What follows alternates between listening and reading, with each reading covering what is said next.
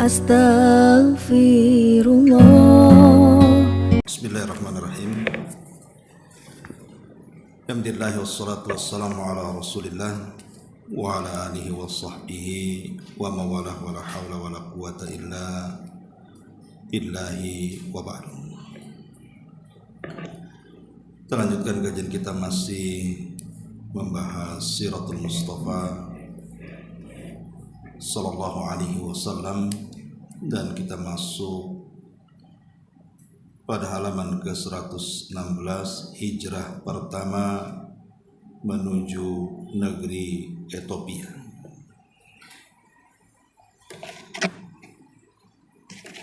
Ma'asyiral muslimat yang dimuliakan Allah Subhanahu wa taala.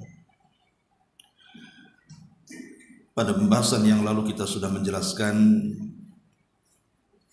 bagaimana beratnya dakwah Rasul dan juga para sahabat, sehingga sebagian mereka mendapatkan siksaan dari tokoh-tokoh dan juga para pembesar Quraisy. Akhirnya kemudian Nabi Shallallahu Alaihi Wasallam memutuskan, tentu atas permintaan para sahabat juga, untuk melakukan hijrah pertama kali. Karena hijrahnya para sahabat itu 3 kali. 1 dan 2 ke Habasyah, dan yang terakhir ke Madinah. Jadi ke Habasyah itu 2 kali, baru terakhir ke Madinah. Ma'asyiral muslimat yang dimuliakan Allah Subhanahu wa taala. Nabi Shallallahu Alaihi Wasallam ketika melihat bagaimana peritnya para sahabat ketika mengemban dakwah Islam ini, akhirnya Nabi Shallallahu Alaihi Wasallam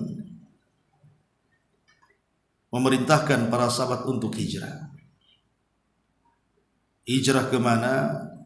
Hijrah ke Ethiopia. Ada yang mengatakan bahwa jumlah yang hijrah kala itu, maksudnya pada hijrah pertama menuju Ethiopia ini, di mana jumlahnya 11 laki-laki dan 4 wanita. Jadi semua jumlahnya 15 orang. Di antaranya adalah Utsman ibn Affan radhiyallahu anhu dan juga istrinya Ruqayyah bintu Rasulullah sallallahu alaihi wasallam. Kemudian Abu Hudzaifah ibn Utbah dan juga istrinya Sahlah bintu Sahil. Kemudian juga Abu Salamah ibnu Abdul Asad dan juga istrinya Ummu Salamah ibn Umayyah. Kemudian juga Amir ibn Rabi'ah al-Anazi dan juga istrinya Laila bintu Abi Hathama. Ini yang berkeluarga. Jadi 4 keluarga yang melakukan hijrah pertama adalah keluarga Utsman, Abu Hudzaifah, Abu Salamah dan Amir ibn Rabi'ah. Adapun laki-laki yang tidak membawa keluarga, di sana ada Zubair ibn Awam, kemudian Mus'ab ibn Umair, Utsman ibn Mad'un, kemudian Abdullah ibn Mas'ud, Suhail ibn Baydha, Hatib ibn Amr, dan Abu Sabrah ibn Abi Rahim. Inilah 15 manusia yang pertama kali hijrah ke Ethiopia. Dan keluarga yang pertama kali hijrah adalah keluarga Utsman. Dialah orang kedua dari keluarga yang hijrah setelah Nabi Allah Lut alaihi salatu wassalam. Pertanyaan pun muncul, kenapa Nabi Shallallahu Alaihi Wasallam mengarahkan ke tempat yang jauh yang menyeberangi lautan? Padahal orang-orang Arab itu tidak terbiasa menyeberangi lautan, apalagi dengan perjalanan yang sangat jauh sekali dari Mekah ke Habasyah Ethiopia. Itu kan perjalanan yang melelahkan itu. berbulan-bulan baru sampai ke sana. Karena Nabi Shallallahu Alaihi Wasallam tidak mau menempatkan para sahabat yang hijrah itu di negeri yang ada hubung kait dengan orang Arab. Dia tidak mau. Umpamanya ke negeri atau ke kabilah-kabilah tertentu yang masih bisa dijangkau oleh orang-orang Arab, baik secara jarak atau secara politik. Makanya Nabi Shallallahu Alaihi Wasallam betul-betul mencari tempat yang tidak ada hubung kait sama sekali dengan orang-orang Arab. Itulah negeri Habasyah atau Ethiopia. Lah negeri Habasyah sendiri adalah negeri yang sangat jauh sekali. Apalagi negeri itu dikenal sebagai negeri maju di zaman itu, negeri ketiga termaju di dunia. Tentu pertama Kisra yang ma'ruf rajanya Persia. Kemudian Kaisar ma'ruf raja daripada Romawi, baru kemudian Ethiopia. Jadi ini negara-negara besar di zaman itu. Pertama Persia tentu yang paling besar, kemudian Romawi, kemudian Ethiopia. Jadi negara maju gitu bahasa kita. Lah kenapa Nabi Shallallahu Alaihi Wasallam merelakan para sahabatnya untuk hijrah ke negeri yang maju? Karena ada alasan yang dihabarkan oleh Nabi Shallallahu Alaihi Wasallam kepada para sahabatnya, karena di Habasyah itu ada raja yang sangat adil, yang tidak pernah menzalimi rakyatnya. Dari sini ada hikmah dan pelajaran bahwa sebuah negeri kalau yang memimpinnya orang adil maka makmur, walaupun negeri itu negeri kafir. Jadi keadilan itulah sebenarnya yang membawa kemakmuran bagi sebuah bangsa. Tapi kalau rajanya sudah zalim, penguasa sudah zalim, sudah tidak ada keadilan kepada rakyatnya, maka negara itu pasti akan hancur. Akan banyak kezaliman lain yang akan menyusul di bawahnya. Lah itulah alasan Nabi Shallallahu Alaihi Wasallam kenapa kemudian mengarahkan para sahabat yang 15 orang ini untuk pergi ke Ethiopia, karena alasan-alasan tadi. Kalau boleh kita simpulkan, yang pertama, karena negeri Habasyah atau Ethiopia itu tidak ada perpanjangan tangan dari orang-orang atau kabilah-kabilah Arab.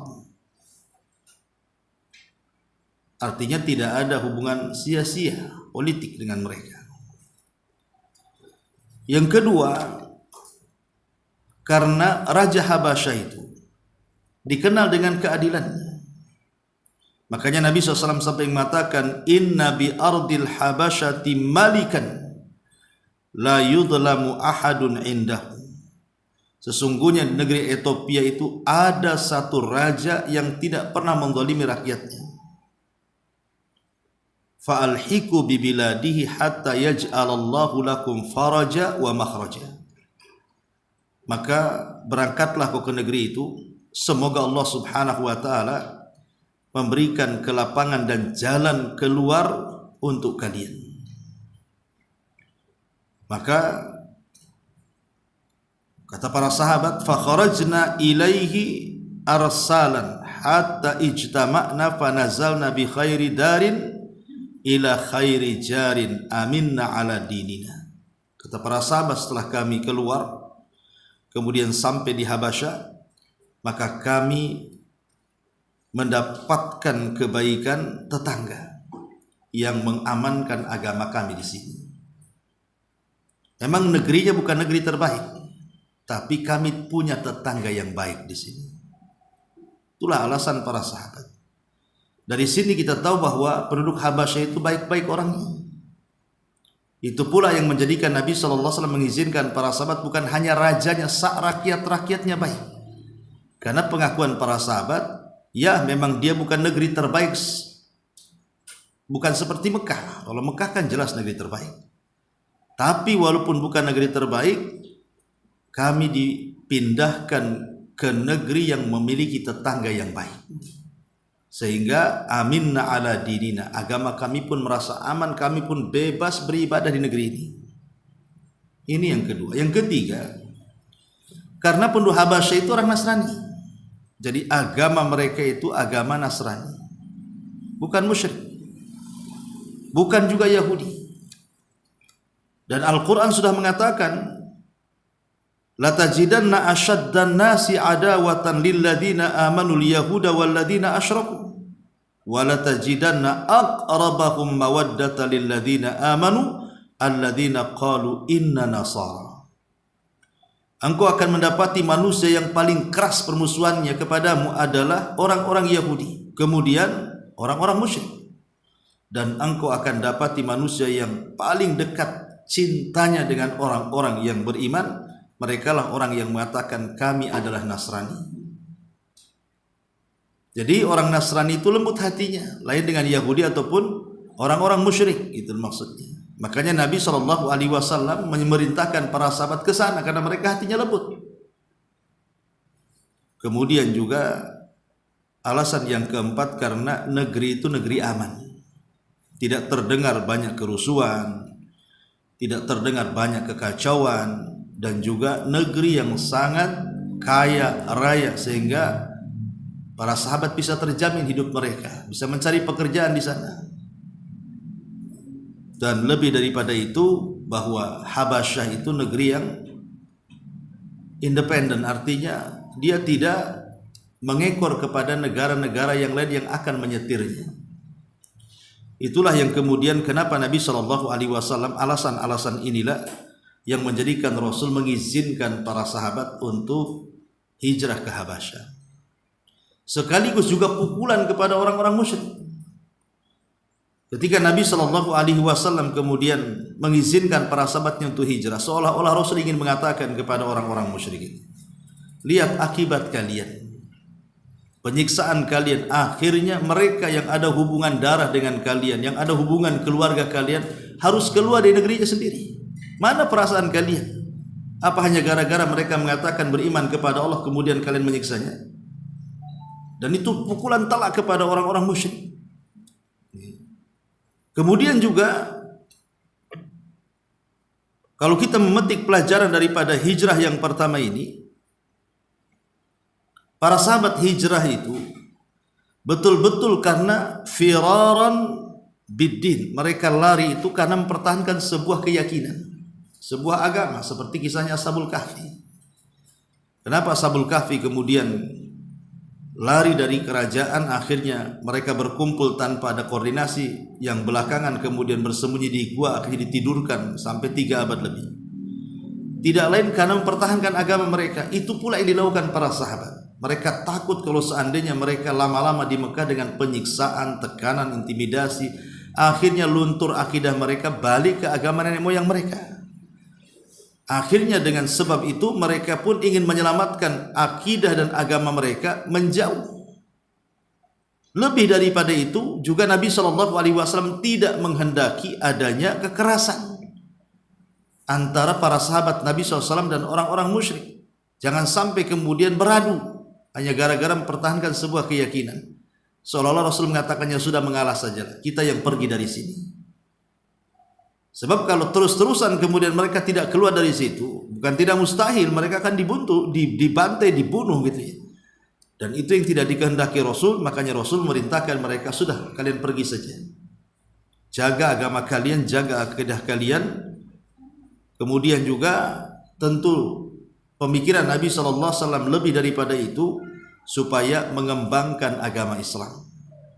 Ketika penduduk Mekah menolaknya, barangkali ketika hijrah ke Habasyah, orang-orang Habasyah maulah menerima Islam dan iman di sana. Jadi banyak faktor sebenarnya kenapa Nabi SAW itu memerintahkan para sahabatnya.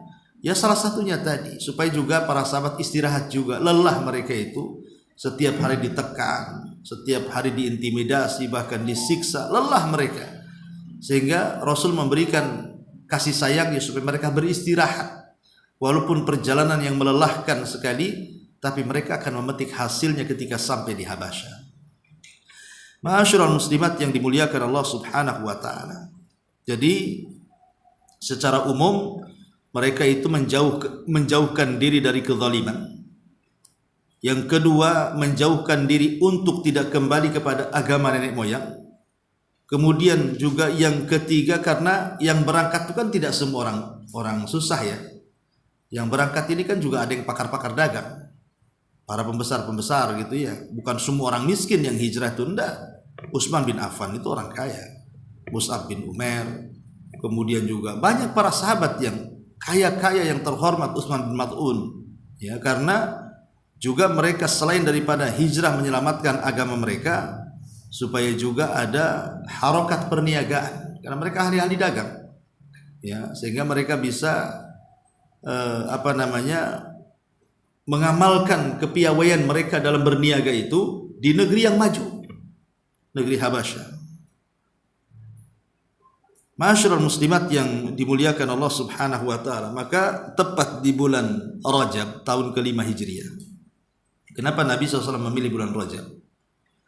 Karena bulan Rajab itu satu di antara 4 bulan hurum. Bulan hurum itu ada 4, dimulai dari Dzulqa'dah, kemudian Dzulhijjah, kemudian Ramadan, kemudian Muharram, kemudian Rajab. Itu disebut Ashhurul Hurum. Lah Nabi SAW memilihkan kepada para sahabat untuk hijrah di bulan Rajab itu karena Rajab itu Ashhurul Hurum, dan kita tahu bahwa orang Arab itu sangat menghormati bulan hurum, sehingga mereka melarang untuk berperang. Rajab ya, bulan Rajab Mudhar namanya. Kata Nabi SAW, thalathatun mutawaliyatun Dzulqa'dati wa Dzulhijjati wal Muharram war Rajabil Mudhar bainal Jumada wa Sya'ban. Jadi bulan hurum itu dimulai dari Dzulqa'dah, Dzulhijjah, Muharram, kemudian yang terpisah Rajab. Kalau yang 3 ini kan berturut-turut ya. Lah kenapa dipilih bulan Rajab? Sekali lagi saya ulang bahwa karena orang Arab itu memuliakan bulan Rajab, bulan Dzulqa'dah, bulan Dzulhijjah, bulan Muharram, karena itu adalah Ashhurul Hurum di mana orang Arab dilarang untuk berperang, untuk mengangkat senjata, untuk menumpahkan darah. Haram ya bagi mereka, mencidrai bulan haram itu aib bagi mereka. Sehingga ketika para sahabat hijrah di bulan Rajab untuk menghindari pertikaian masalahnya, untuk menghindari adu fisik ya, supaya jangan perang, supaya mereka bisa melenggang dengan selamat, karena tidak ada yang berani menumpahkan darah, karena itu bulan haram masalahnya ya. Dan di tahun ke-5 Hijriah, maka kemudian mereka pun menyiapkan 2 kapal dagang. Akhirnya kemudian mereka pun naik di 2 kapal itu dan berlayar dari Jeddah ke Ethiopia. Lah orang-orang musyrik ini, para pembesarnya mengetahui bahwa ada 15 orang itu sebagai tokoh-tokoh dan sebagainya orang-orang lemah. Itu mereka berangkat ke Habasyah. Akhirnya kemudian dalam hati mereka itu sudah curiga, ada apa ini? Jangan-jangan kemudian mereka akan mengadu ke Ethiopia. Akhirnya kemudian Ethiopia akan mengirim pasukan dan akan menyerang kami. Jadi sudah macam-macam pikiran orang-orang Quraisy itu. Akhirnya kemudian mereka pun ingin menyusul dan menangkap dan mengembalikan kembali ke Mekah. Tapi sayang, setelah kemudian pengejaran mereka sampai di tepian lautan Jeddah, rupanya 2 kapal itu sudah berlayar duluan sehingga mereka tidak bisa menyusulnya. Dan sampailah akhirnya 2 kapal itu di Ethiopia atau Habasyah. Tapi lihat bagaimana kesabaran para sahabat, luar biasa kan. Ini bukan perjalanan kayak sekarang kapal laut enak gitu yang besar. Itu kapal kecil, mereka pun tidak terbiasa di lautan, ombak sana sini, subhanallah ya. Tapi itulah pengorbanan para sahabat Nabi SAW dalam rangka memperjuangkan agama Islam.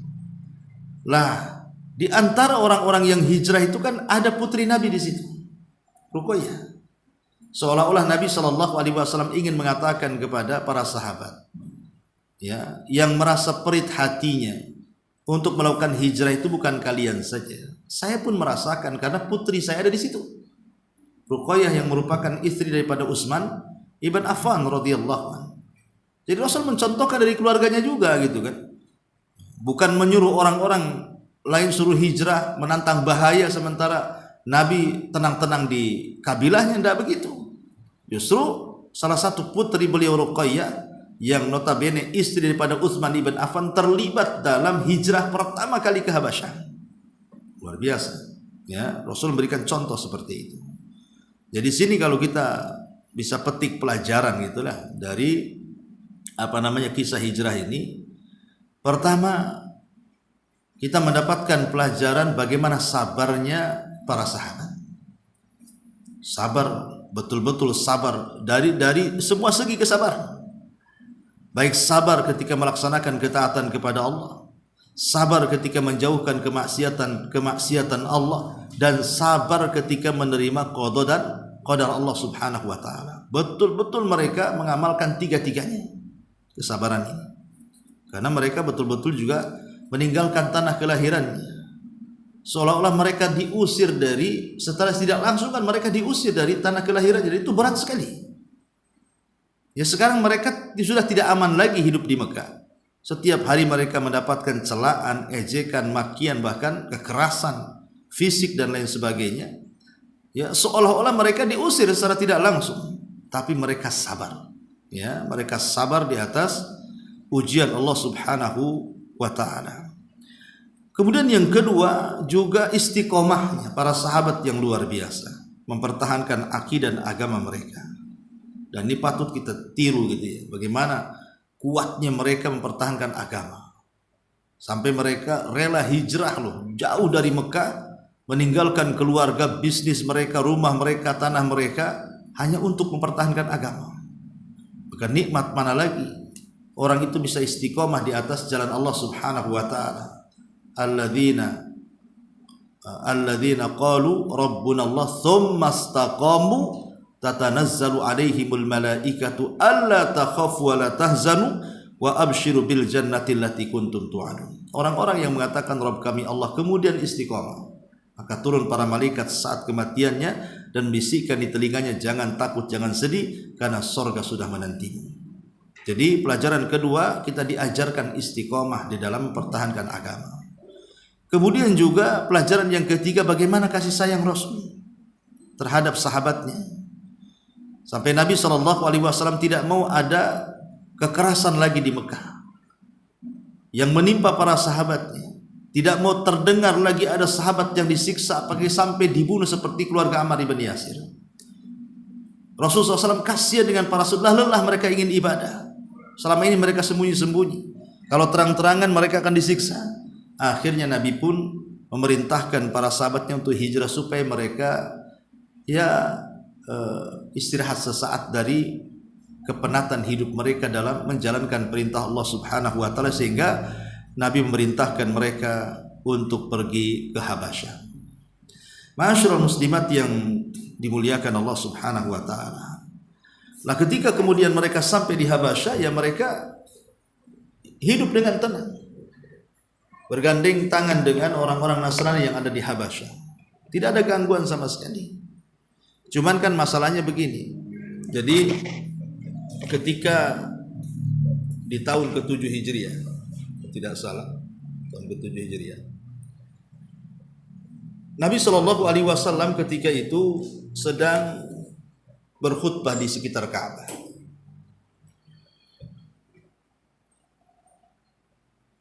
Jadi khutbah Nabi SAW ketika itu, yang biasanya kalau Rasul membacakan ayat atau Quran itu kan orang-orang Arab jahiliyah itu kan berteriak-teriak supaya suara Rasul kalah dengan suara mereka. Jadi kalau Rasul sedang bacakan Quran, di tengah-tengah manusia di sekitar Ka'bah itu dalam rangka berdakwah kepada manusia, sengaja tuh kalau Rasul baca Quran maka yang lain akan teriak-teriak, kalau bisa supaya yang lain tidak dengar. Tapi entah mengapa satu hari Nabi SAW berkhutbah di tengah para pembesar Quraisy yang hadir di sekitar Ka'bah itu. Tiba-tiba mereka serius mendengarkan. Serius betul-betul mendengarkan. Beda dengan hari-hari yang sebelumnya yang mereka selalu mengganggu apabila Nabi SAW membaca Quran. Dan ini dijadikan kesempatan Nabi SAW untuk menyampaikan Al-Quran yang ada hubung kait dengan mereka. Maka Nabi SAW mulai membaca surah An-Najm. Selesai dari awal surah sampai akhir. Wan najmi idza hawa. Demi bintang ketika terbenam. Ma dhalla sahibukum wa ma ghawa. kawanmu Muhammad tidak sesat dan tidak pula keliru. Wa ma yantiqu anil hawa, dan dia tidaklah mengucapkan dari hawa nafsunya. In huwa illa wahyun yuha, yang diucapkan saudaramu ini adalah wahyu yang diwahyukan kepadanya. Allamahu syadidul quwa, yang diajarkan oleh Jibril yang sangat kuat. Dzu mirratin fastawa, yang memiliki keteguhan. Maka Jibril menampakkan diri dengan rupa yang aslinya, sampai kepada menyinggung sesembahan mereka. Ketika Allah Subhanahu wa taala kemudian menyinggung, afara'aitumul Lata wal Uzza, maka apakah patut kamu hai orang-orang musyrik menganggap berhala Lata dan Uzza, wa manata tsalitsatal ukhra, dan Manat yang ketiganya kemudian kalian jadikan sebagai anak-anak putri Allah. Anakumudz dzakaru wa lahul untha, apakah pantas untuk kamu untuk kamu yang laki-laki dan untuk Allah yang perempuan? Tilka idzan qismatun dija, yang demikian itu tentu suatu pembagian yang tidak adil. Sampai kepada ayat yang terakhir. Mereka betul-betul mendengarkan surah An-Najm ini, kan ayat terakhir surah An-Najm ini diperintahkan untuk sujud. Ya. Diperintahkan untuk sujud, fasjudu lillahi wa'budu. Maka bersujudlah kalian kepada Allah dan sembahlah Allah. Jadi ayat terakhir surah An-Najm ketika dibaca, maka Rasul langsung sujud. Ketika Rasul sujud, semua pembesar Quraisy yang mendengarkan Quran dari awal sampai akhir itu, mereka ikut sujud juga. Jadi setelah kemudian mereka ikut sujud, Nabi SAW bangkit dari sujudnya, kaget. Loh, kenapa ikut sujud semua? Kan itu. Maka Rasul bertanya, apakah kalian beriman dengan yang aku baca kepada kalian? Maka para pembesar Quraisy mengatakan, tidak, kami tidak beriman. Kata Rasul, lalu kenapa kalian ikut sujud dengan sujudku? Mereka mengatakan, tadzakarna alihatana, kami mengingat Tuhan-Tuhan kami. Gitu. Jadi mereka sujud bukan karena beriman. Jadi mereka karena ingat Tuhan-Tuhannya ikut sujud bersama Nabi. Cuman masalahnya, sujudnya orang-orang musyrik ini menjadi isu global di Mekah, seolah-olah banyak para pembesar Quraisy itu masuk Islam. Itu ceritanya. Lah cerita keislaman mereka itu pada ini hoax sampai ke Habasyah, ke 15 orang yang ada di Habasyah itu. Akhirnya kemudian mereka pun pengen balik karena merasa wah berarti dakwah di Mekah ini sudah menyebar. Pulang mereka semua. Ya. Rupanya di tengah jalan ketika sudah sampai di perbatasan kota Mekah, mereka baru dapat informasi bahwa sujudnya mereka itu bukan karena masuk Islam. Adapun kabar berita keislaman mereka itu hoax saja. Lah sebagian mereka akhirnya kemudian balik lagi ke Habasyah dan sebagian mereka balik ke Mekah tapi meminta perlindungan. Baru kemudian terjadi hijrah yang kedua. Ya nanti kita jelaskan. Itu secara global ya yang ditulis oleh kitab ini. Baik, kita akan baca. Kalau kita sudah tahu globalnya, maka kita akan lebih paham ketika membaca sirahnya. Ya. Hijrah pertama menuju negeri Ethiopia. Penindasan terhadap kaum muslimin pada pertengahan atau akhir tahun keempat kenabian. Pada mulanya tidak seberapa, namun kemudian dari hari ke hari, bulan ke bulan berubah menjadi lebih keras lagi. Dan semakin menghebat pada pertengahan tahun kelima kenabian, sehingga seakan-akan tidak ada tempat lagi bagi mereka di Mekah, dan memotivasi mereka untuk memikirkan cara meloloskan diri dari siksaan-siksaan orang-orang Quraisy itu. Lah dalam kondisi yang seperti inilah turunlah surat Az-Zumar yang mengisyaratkan perlunya berhijrah dan memberitahukan bahwa bumi Allah tidak sempit, tapi bumi Allah itu luas. Allah mengatakan lilladzina ahsanu fi hadhihi dunya hasanah wa ardullahi wasi'ah innama yuwaffas sabiruna ajrahum bighairi hisab. Orang-orang yang berbuat baik di dunia ini memperoleh kebaikan, dan bumi Allah itu adalah luas. Sesungguhnya hanya orang-orang yang bersabarlah yang dicukupkan pada pahala mereka tanpa batas. Di sini ada kalimat wa ardullahi wasiyah, bumi ini luas, bukan Mekah saja. Masih banyak bumi-bumi yang lain untuk kita beribadah. Ya. Lah Rasulullah SAW telah mengetahui bahwa Ashama ibn Afjur itu namanya. Adapun gelarnya An-Najasi. Jadi Najasi itu gelar, seperti Kisra gelar dari raja Persia, Kaisar gelar bagi raja Romawi, Tuba gelar bagi raja Yaman, Najasi gelar bagi raja Ethiopia. Namanya Ashama ibn Afjur. Ya, yang belakangan masuk Islam. Ya. Jadi Rasul telah mengetahui bahwa Ashama An-Najasi ini raja Habasyah adalah seorang yang adil. Tidak seorang pun yang dizoliminya. Karena itu beliau memerintahkan kaum muslimin agar berhijrah ke sana guna menyelamatkan agama mereka dari fitnah. Dan ini juga sebuah pelajaran, Bu. Hijrah itu maksudnya kalau hijrah dari Mekah ke Madinah sudah tidak ada. Kata Rasulullah, hijrata ba'da al-fathi. Tidak ada hijrah setelah terjadi Fathu Mekah. Tetapi kalau hijrah dari negeri kafir ke negeri Islam, hijrah dari yang buruk kepada yang baik, seperti hijrah yang dulunya tidak mengenal sunnah, yang bergelimang di atas bid'ah akhirnya mengenal sunnah dan mengamalkan sunnah, itu hijrah yang kemudian sekarang kita hajatkan.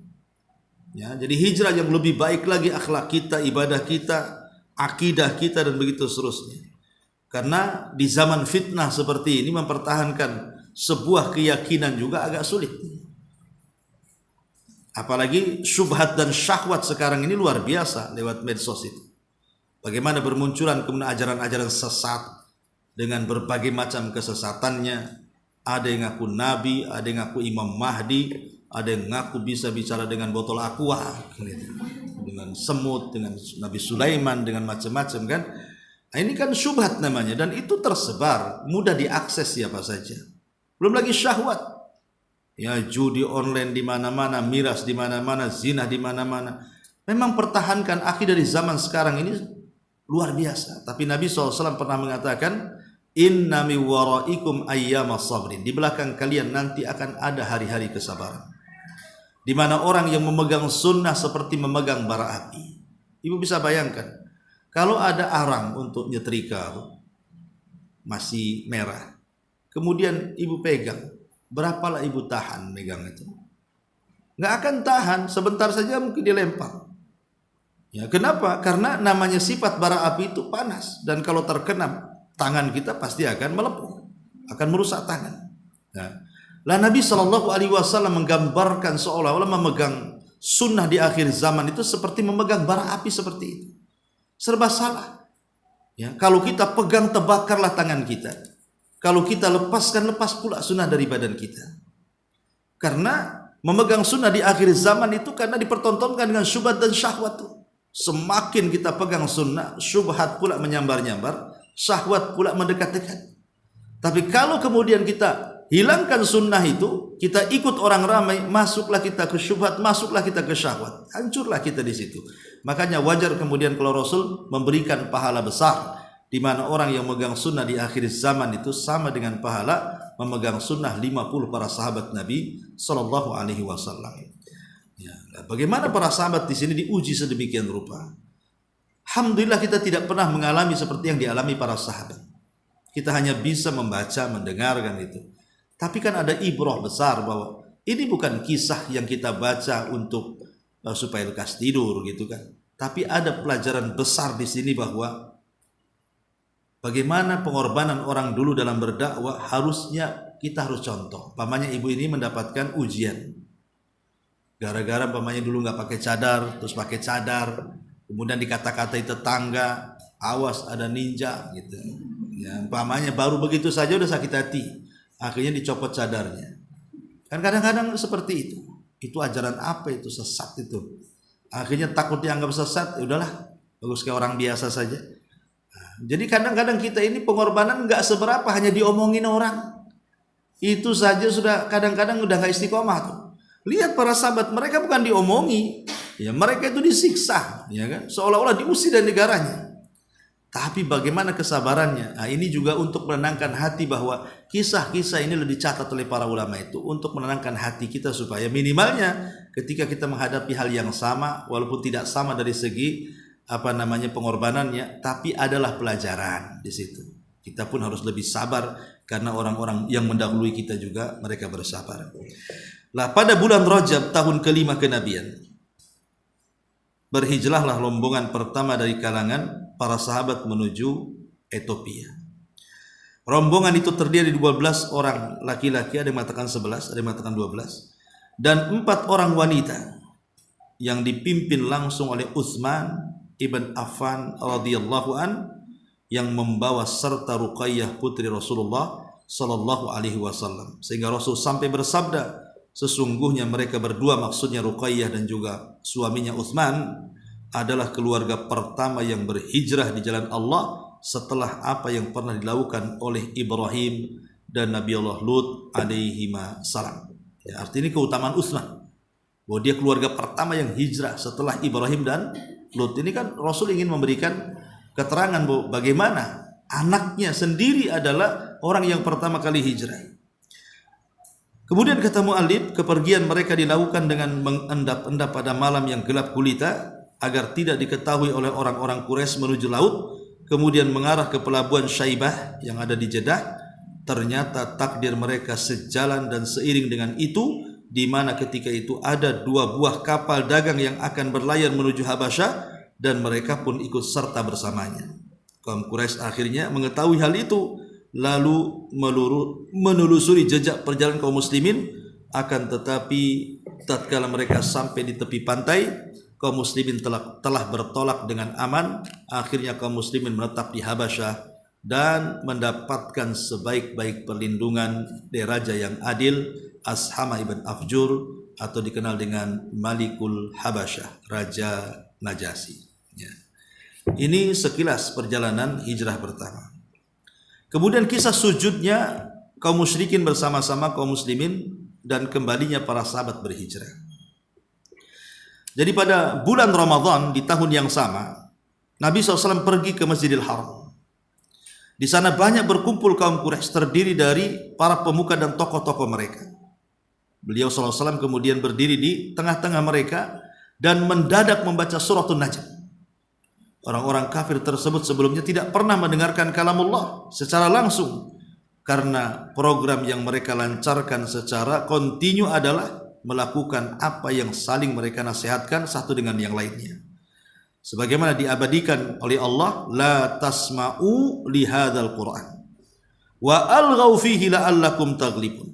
Janganlah kamu mendengar dengan sungguh-sungguh akan Al-Qur'an, dan buatlah hiruk pikuk terhadapnya supaya kamu dapat mengalahkan mereka. Jadi tadi saya sudah jelaskan kalau Rasul baca Quran itu mereka buat kegaduhan supaya suara Rasul tidak didengar, gitu maksudnya. Maka manakala secara mendadak beliau membacakan surah tersebut kepada mereka, dan kalam ilahi yang demikian indah menawan yang tidak dapat diungkapkan dengan kata-kata, dan sempat mengetuk gendang telinga mereka, maka seakan-akan mereka kemudian mengesampingkan apa yang selama ini mereka lakukan, dan setiap orang konsentrasi untuk mendengarkan Al-Quran, sehingga tidak ada yang terlintas di hati selain kalam Allah. Lalu sampailah beliau pada akhir surah berupa ketukan-ketukan yang membawa hati seakan terbang melayang. Beliau membaca firman-Nya, fasjudu lillahi wa'budu, maka bersujudlah kepada Allah dan sembahlah Dia. Kemudian beliau pun sujud. Melihat pemandangan itu, tak seorang pun dari mereka yang dapat menahan diri untuk tidak sujud, sehingga mereka pun ikut sujud bersama beliau. Sebenarnya keindahan menawan Al-Haq telah melulantakkan bebatuan yang meliputi jiwa kaum yang takabur dan suka mengejek. Mereka semua tak sanggup menahannya, bahkan bersimpuh sujud kepada Allah Subhanahu wa taala.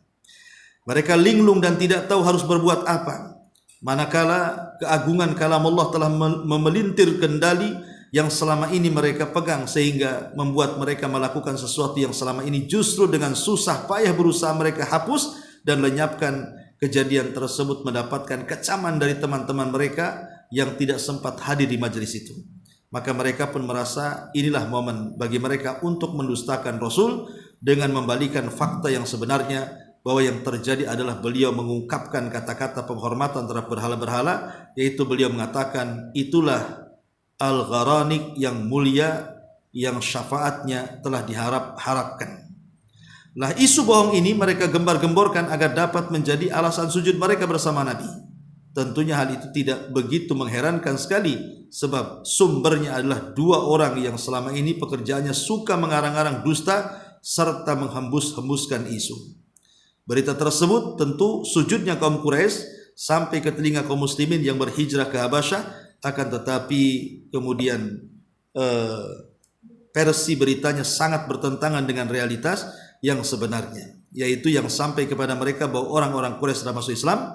Oleh karena itulah mereka pun kembali ke Mekah pada bulan Syawal di tahun yang sama. Namun ketika mereka berada di tempat yang tidak seberapa jauh dari Mekah, yaitu sesaat di waktu siang, dan mereka akhirnya mengetahui bahwa duduk persoalannya tidak demikian. Sebagian mereka pun ada yang kembali ke Habasyah, sedangkan sebagian yang lainnya ada yang masuk Mekah secara diam-diam atau berlindung di bawah jaminan salah seorang tokoh Quraisy. Nah, inilah diantara kisah dari perjalanan hijrah pertama, dan tentu akan ada hijrah yang kedua. Nanti insyaallah minggu depan kita akan jelaskan bagaimana kondisi hijrah kedua ke Habasyah dan siapa Raja Najasyi. Karena menariknya, kenapa Raja Najasyi ini kemudian menjadi nama yang sangat harum dalam Islam. Bahkan sampai hari ini orang-orang Ethiopia itu mereka berbangga, terutama kaum muslimin yang ada di Ethiopia itu, dengan Islam, karena mereka selalu kemudian membuka lembaran sejarah bahwa ada di antara raja mereka yang pernah masuk Islam di zaman Nabi. Itulah Ashama ibn Afjur, di mana rajanya masuk Islam, satu dunia rakyatnya tidak ada yang masuk Islam. Makanya ketika dia meninggal dunia, Nabi SAW akhirnya mensalat gaibkan di Madinah, karena di Habasyah tidak ada yang menyalatkan dia. Makanya Rasul mensalat gaibkan, dan itulah salat gaib pertama yang dilakukan Nabi SAW. Sehingga Syekh Albani rahimahullah ta'ala mengatakan bahwa salat gaib disyariatkan itu kalau jenazahnya belum disolatkan. Kalau sudah disolatkan ya tidak disyariatkan salat gaib. Tapi pendapat jumhur mayoritas para ulama dibolehkan mensalat gaibkan walaupun sudah disolatkan. Ini ranah khilaf fikih. Tapi yang ingin saya sampaikan bagaimana Najasyi sangat harum sampai dicatat dalam sejarah. Setiap kita membaca sirah Rasul pasti akan disebut-sebutkan namanya. Itulah bagaimana Islam itu memuliakan orang mulia. Islam itu memuliakan orang hina dan lebih memuliakan orang mulia. Tapi juga bisa kemudian menghinakan orang mulia. Itulah Islam. Bilal bin Rabah, budak hamba sahaya, menjadi mulia karena masuk Islam. Namanya disebut-sebut sampai kiamat. Abu Bakar Siddiq, orang mulia di zaman jahiliyah, ketika masuk Islam lebih mulia lagi. Tapi ada orang-orang mulia karena menolak Islam menjadi hina. Itulah Abu Jahal, Abu Lahab. Lihat Najasyi, orang mulia. Ketika masuk Islam dimuliakan, namanya disebut-sebut. Walaupun memang tidak ada yang mengatakan dia sahabat karena tidak pernah berjumpa dengan Rasul. Tapi disebut muhadram namanya. Muhadram itu orang yang masuk Islam di zaman Rasul tapi tidak berjumpa dengan Rasul. Atau ada juga yang mengatakan kibarut tabi'in, pembesarnya para tabi'in. Wallahu alam. Ini yang bisa sampaikan. Sebelum saya tutup, kalau ada yang bertanya silakan. Ya.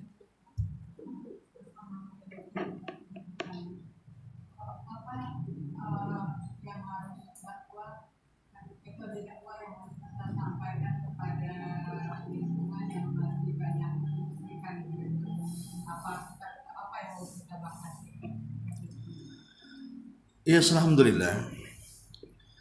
Ya, dakwah itu kan sebagaimana nasihat Ali bin Abi Thalib radhiyallahu anhu, qulu bi uqulihim.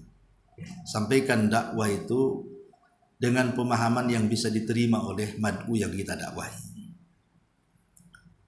Kadang-kadang menyampaikan niat kita baik untuk menyampaikan sebuah kebenaran itu tidak diterima karena cara penyampaiannya tidak baik. Dakwahnya bagus, hak, ya, dakwah sunnah, dakwah Quran dan sunnah. Tapi kadang-kadang penyampaiannya yang kurang baik, akhirnya tidak tersampaikanlah kebenaran itu ke telinga-telinga manusia. Sehingga diperlukan memang dakwah itu ya memang kembali kepada hukum dakwah. Asal dakwah itu layin, lembut, Kata Allah Subhanahu wa taala pernah menegur Rasul, ya, wa in kunta faddan ghalidhal qalbi lan faddu min haulik. Wahai Muhammad, kalau engkau keras hati, kasar gitu, orang enggak akan ada di samping, mereka lari kan itu. Berarti dari sini menunjukkan bahwa asal dakwah itu ya ada kelembutan, kesabaran, ya. Tetap kita menyampaikan tauhid, tapi kan dengan cara yang bisa diterima orang-orang. Karena juga banyak kok kisah-kisah dai-dai yang diusir, kadang-kadang dicaci maki ketika penyampaiannya tidak bijak. Ya sampaikan tauhid dengan berbagai macam metode. Dulu waktu ini pengalaman dakwah saya juga kan itu. Awal-awal masih lulus pesantren dulu itu kan masih keras gitu ya, ibaratnya semua dihantam, pokoknya nggak cocok dengan saya hantam ya. Sehingga banyak orang yang malas ngundang saya itu kan, itu ngapain ngundang Ustaz Abu Mairuk, keras katanya. Nggak mau orang ngundang, takutan ya. Jadi cobalah kita robah metode, mulai kita metode menggunakan metode sirah ya kan, kemudian metode tafsir, metode akhlak gitu ya kan, pembahasannya sambil sekali-kali selipkan di situ. Dan subhanallah, alhamdulillah saya lihat selama saya berdakwah di Batam ini yang ya banyak juga yang mengundang ke sana kemari yang terkadang pahamnya beda gitu dengan kita, tapi melihat dakwahnya mungkin lembut dan begitu seterusnya, itu pula yang menjadikan mereka mau mengundang kita ke situ.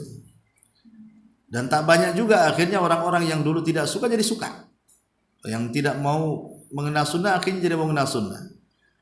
Dan itulah mungkin salah satu metode. Memang metode itu harus dicari, tidak bisa kita ini nanya Ustaz gimana, belum tentu metode saya berbeda dengan metode ibu kan gitu. Itu sebaliknya. Dan memang dengan jam terbang terus berdakwah itu nanti akan ketahuan metode itu biasanya ya. Ya sama dengan orang yang baru ceramah, pertama ngomong gagap, kadang-kadang sindrom, kadang-kadang hilang semua temanya. Ya, udah dihafal dalilnya hilang semua. Udah hilang dalilnya pula catatannya enggak dibawa. Akhirnya dia pula di situ dia. Ya, ada yang kayak gitu. Jadi, ya itu tergantung jam terbang dakwah.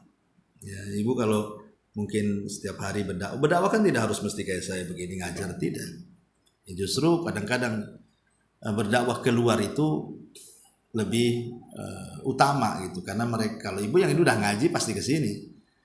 Ya, tapi orang luar kan belum ngaji. Dan begini Bu, terkadang penyampaian dakwah dengan ikhlas, dengan kejujuran dan keikhlasan kita ingin menyampaikan kebaikan kepada orang lain, itu terkadang tanpa dalil pun, hanya nasihat-nasihat biasa, itu orang bisa sadar. Karena kesadaran itu bukan dari diri kita, Allah yang kasih. Dan itu pengaruh ikhlas, pengaruh ikhlas kita, karena pengen dia itu seperti kita itu. Keikhlasan itu akan berdampak Bu. Walaupun mamanya dia awalnya tidak diterima, tidak menerima dakwah kita, tapi terkadang setelah dia pergi atau kita yang pergi, itu baru terasa tuh. Baru terasa, akhirnya mereka ingin mencari dan akhirnya juga ikut sama dengan kita. Jadi tidak mesti harus menghafalkan, mau saya mau dakwah tetangga nih, ibu hafalkan dalilnya dulu di rumah. Ya enggak gitu juga lah kan itu. Dakwah kan tidak seperti itu. Dengan kata-kata bijak, pengalaman ibu, cara bicara saja kebanyakan kadang-kadang menyentuh. Jadi saya kira pengaruh dakwah itu kembali ke keikhlasan. Kalau ikhlas itu pasti bawa berkah. Tapi ada juga yang dalilnya dikuasai Quran Sunnah, tapi nggak diterima di masyarakat. Ya boleh jadi mungkin keikhlasannya atau mungkin cara penyampaiannya yang kurang tepat gitu. Jadi banyak faktor lah dakwah itu. Karena dakwah itu kan metode-metode sebenarnya nanti akan muncul sendiri. Ya sama dengan orang hafal Quran Bu. Kalau ibu ingin hafal Quran, hafal aja. Nanti lama-lama ketemu caranya tuh.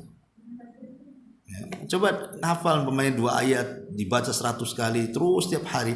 Nanti ketemu metodenya tuh. Walaupun nggak tanya Ustaz macam mana metode menghafal Quran. Karena banyak juga yang ikut metode tak jadi. Ada yang tak ikut metode, dia dapat metode sendiri cepat pula dia hafal Quran tuh. Nah seperti itulah modelnya kurang lebih. Wallahu a'lam. Ya. Tadi kan tentang yang saya ceritakan tentang sunnahnya mereka kaum Quraisy itu Nabi membacakan surat. Iya.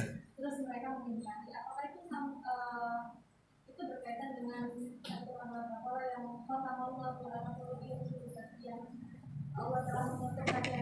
Apakah itu? Ya, masuk orang-orang kafir itu a'angdzartahum am lam tunzirhum la yu'minun. Ada orang-orang itu yang memang engkau beri peringatan atau engkau tidak beri peringatan, mereka tidak beriman. Allah sudah takdirkan seperti itu. Dan Allah tahu bukan karena Allah yang menjadikan mereka seperti itu. Mereka sendiri yang ingin seperti itu. Ya. Jadi ada orang-orang kafir itu yang tidak akan dapat hidayah dan Allah tahu. Tetapi sekali lagi bahwa kekafiran mereka itu bukan karena Allah yang menjadikan mereka kafir, ngikutin catatan bahwa mereka dalam catatan kafir itu enggak. Ya, karena kita ini bukan akidah Jabariyah yang semua diatur oleh Allah. Jabariyah kan begitu, manusia itu seperti wayang yang gerakkan itu dalangnya gitu maksudnya. Bukan begitu, kita diberikan kehendak, tapi kehendak kita kan di bawah kehendak Allah. Jadi ketika orang itu kufur, yaitu kehendak kita kufur.